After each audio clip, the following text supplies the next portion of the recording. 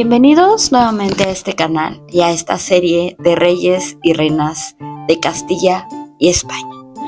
¿Y por qué lo digo de Castilla y España? Porque quiero hacer una intro de todo lo que hemos vivido hasta ahora.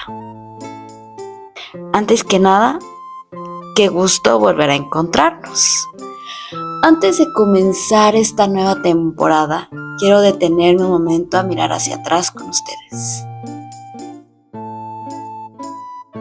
Y quiero decirles que esta serie fue muy difícil para mí salirme de mi zona de confort, porque me da pena salir en cámara a veces. Y también traía yo atrás el qué dirán, ¿no?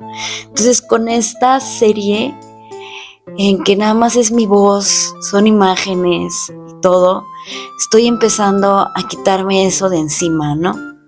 Entonces, con este paréntesis, que me siento muy contenta que sigan aquí conmigo, aprendiendo distinto de la historia de España.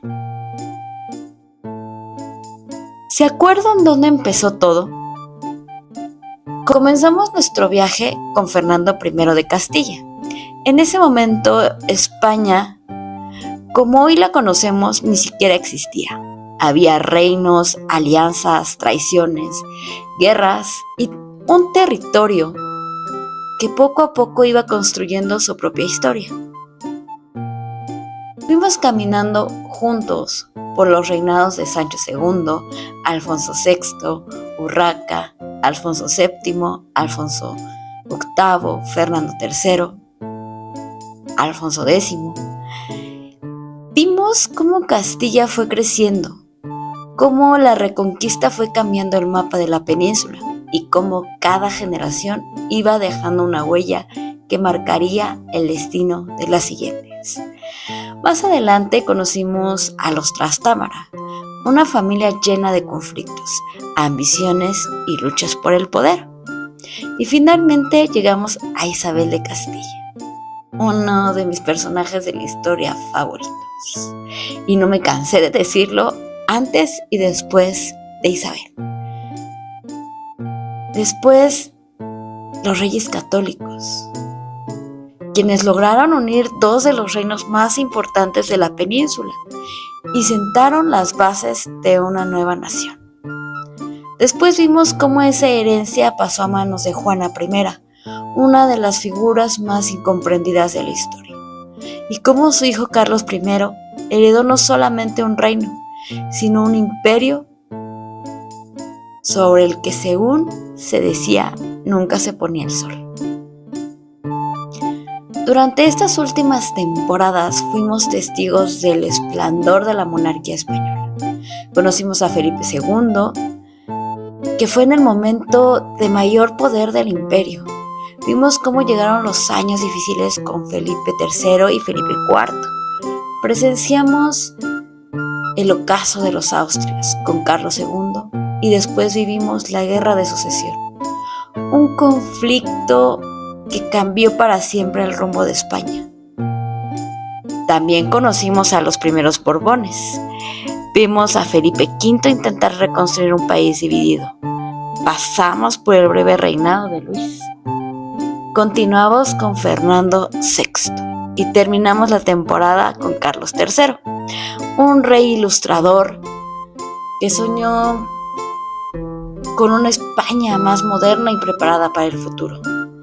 Y es precisamente ahí donde nos quedamos, con un reino que parecía haber recuperado el rumbo, con un imperio que todavía conservaba buena parte de su grandeza, con la esperanza de que el futuro sería mejor. Pero la historia tiene una manera muy particular de sorprendernos, porque mientras España buscaba consolidarse, en Francia estaba naciendo una revolución que cambiaría para siempre la forma de entender el poder, la política y las monarquías. Y muy pronto aparecería un hombre cuyo nombre todavía resuena más de 200 años después: Napoleón Bonaparte.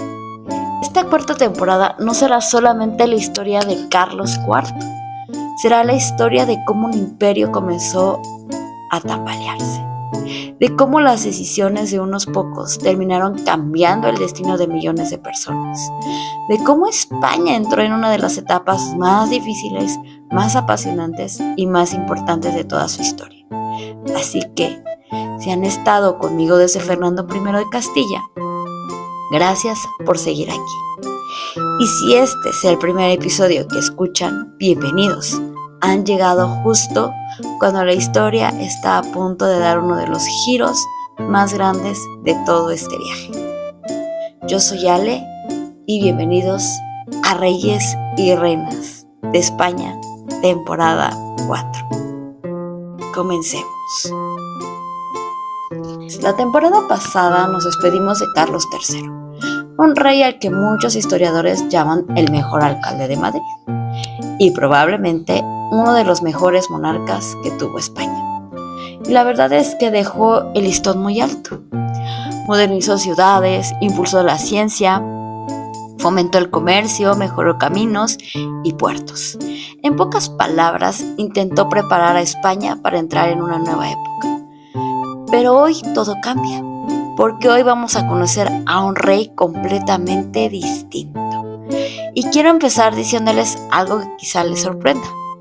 Carlos IV no era un hombre malvado, ni un tirano, ni siquiera era particularmente incompetente. Simplemente era una persona que nunca pareció tener ganas de gobernar. Y cuando uno dirige una familia, una empresa o un país sin tener realmente esa vocación, normalmente alguien más termina tomando las decisiones. Eso fue exactamente lo que ocurrió. Antes de continuar, quiero que imaginemos cómo era una Europa en este momento. Estamos en 1788. España sigue siendo uno de los imperios más grandes del mundo. Sus territorios abarcan buena parte de América, posee Filipinas y mantiene una enorme influencia internacional. Desde afuera parece un reino sólido, pero debajo de esa aparente estabilidad empiezan a abrirse pequeñas grietas. Y esas grietas muy pronto se convertirán en verdaderas fracturas. Carlos III muere el 14 de diciembre de 1788. Después de casi 30 años de reinado, la corona pasa a su hijo, Carlos Antonio, Pascual, Francisco, Javier, Juan Nepomuceno, José, Januario, Serafín, Diego. Sí, los reyes tenían la costumbre de acumular nombres casi infinitos. Nosotros lo conoceremos simplemente como Carlos IV. Carlos tenía 40 años cuando heredó el trono. Ya no era un joven inexperto. Había pasado toda su vida preparándose, al menos en teoría, para convertirse en rey. Pero prepararse para ocupar un cargo no siempre significa estar preparado para ejercerlo. Y creo que aquí vale la pena romper uno de los primeros mitos. Durante mucho tiempo se dijo que Carlos IV era poco inteligente, que prácticamente no entendía nada, que era un rey incapaz. Pero cuando uno revisa documentos de la época, esa imagen resulta bastante exagerada. Carlos era culto, sabía de mecánica, le fascinaban los relojes, era excelente cazador, incluso tenía conocimientos sobre herrería y fabricación de armas. No era ignorante, su problema era otro. No disfrutaba gobernar.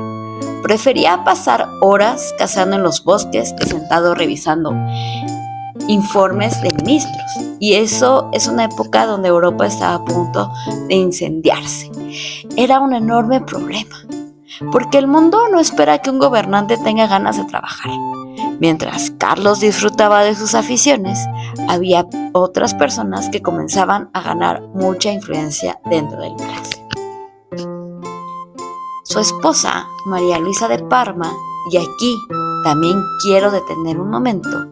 Si alguna vez has visto películas o leído novelas históricas, probablemente la pintan como una gran villana de la historia. Manipuladora, ambiciosa, infiel capaz de controlar completamente al rey. Pero la realidad, como casi siempre ocurre, es mucho más complicada. Sí era una mujer con mucho carácter, participaba activamente en los asuntos del gobierno, opinaba sobre nombramientos y decisiones políticas, y tenía una personalidad mucho más dominante que la de su esposo. Pero también es cierto que buena parte de la mala fama que tiene proviene de panfletos y propaganda escrita por sus enemigos políticos. Cuando un gobierno pierde la popularidad, alguien tiene que cargar con la culpa. Y durante muchos años, esa culpa cayó sobre María Luisa. Ahora bien, sí hubo un personaje que realmente cambió el rumbo del reinado de Carlos IV. Ese fue un hombre llamado Manuel Godoy.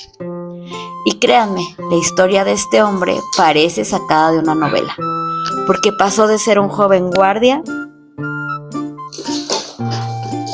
de corps a convertirse en apenas unos años en la persona más poderosa de España después de los reyes. ¿Cómo ocurrió algo así? ¿Por qué los reyes confiaron tanto en él? ¿Realmente era el amante de la reina? ¿O simplemente fue víctima de una campaña de desprestigio que ha sobrevivido hasta nuestros días? Esas preguntas las iremos respondiendo poco a poco, porque entender a Godoy es entender por qué España tomó muchas de las decisiones que terminarían cambiando su historia para siempre. Y mientras todo esto ocurría, dentro del Palacio Real, al otro lado de los Pirineos estaba a punto de suceder algo que haría temblar no solo a España, sino a todas las monarquías de Europa. Nadie podía imaginar que una revolución iniciada en Francia terminaría llevando a un emperador francés hasta el mismo corazón de Madrid. Y ese será el siguiente gran momento de nuestra historia. Y así llegamos al final de este episodio. Antes de despedirme, quiero agradecerles por estar aquí, por acompañarme en este viaje por la historia y por regalarme un poco de su tiempo. Porque al final, eso es lo que hacemos cuando escuchamos una historia. No solamente conocemos a los reyes, reinas, guerras o imperios, también conocemos personas que aunque vivieron hace cientos de años, tuvieron dudas, cometieron errores, tomaron decisiones difíciles y enfrentaron momentos que cambiaron para siempre sus vidas y la de millones de personas. Y quizá esa es una de las cosas más bonitas de la historia, entender que el pasado no está tan lejos como pensamos. Que detrás de cada nombre que aparece en un libro, hubo alguien intentando hacer lo mejor que podía con las circunstancias que les tocó vivir. Si disfrutaron de este episodio, los invito a dejarme un me gusta, suscribirse al canal y activar la campanita para que puedan acompañarme en los próximos capítulos de este viaje por la historia de España. También quiero pedirles algo muy especial.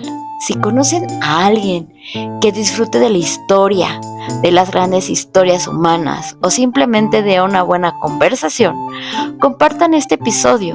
Tal vez podamos hacer que más personas descubran que la historia no tiene que ser aburrida, porque cuando conocemos las historias detrás de los personajes, el pasado cobra vida. Gracias por cada comentario, por cada reproducción y por cada persona que decide quedarse en un episodio más. Poco a poco vamos construyendo juntos este espacio. Yo soy Ale y me encanta poder compartir con ustedes estas historias que nos recuerdan que, aunque cambian los tiempos, los lugares y los nombres, las personas seguimos enfrentándonos a las mismas preguntas. ¿Quiénes somos? ¿Qué decisiones tomamos y qué huella dejamos en el mundo? Nos espera una temporada llena de cambios, conflictos y personajes que marcarán un antes y un después en la historia de España. Así que acompáñame en el próximo episodio porque apenas estamos comenzando. Cuídense mucho. sigan siendo curiosos y nunca dejen de aprender. Nos escuchamos en el próximo episodio.